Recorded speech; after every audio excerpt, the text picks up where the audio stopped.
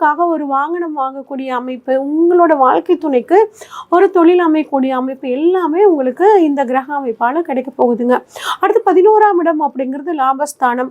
லாபஸ்தானாதிபதியான செவ்வாய் பகவான் உங்களுக்கு 7ஆம் இடத்துலயே வந்து 8ஆம் இடத்துல இருக்க போறாருங்க.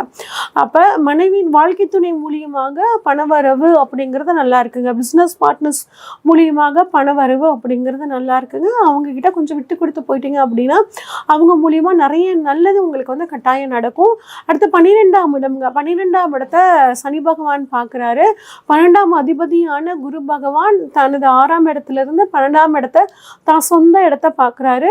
அப்போ வந்து பார்த்திங்கன்னா பயணங்களால் நன்மை, உத்தியோகத்தில் ஒரு இடம் மாற்றம், அதுவும் எப்படிங்க விரும்பிய இடமாற்றம் கிடைக்கிறதுக்கான வாய்ப்புகள் அப்படிங்கிறது ரொம்பவே சூப்பராக இருக்குங்க. தூக்கத்தில் ஏதாவது பிரச்சனைகள் இருந்துச்சுன்னா அந்த தூக்க பிரச்சனைகள் இப்போ உங்களுக்கு வந்து சரியாக போகுதுங்க. முடிஞ்ச வரைக்கும் இந்த மாதத்தை இன்னும் சூப்பராக மாற்றிக்கணும்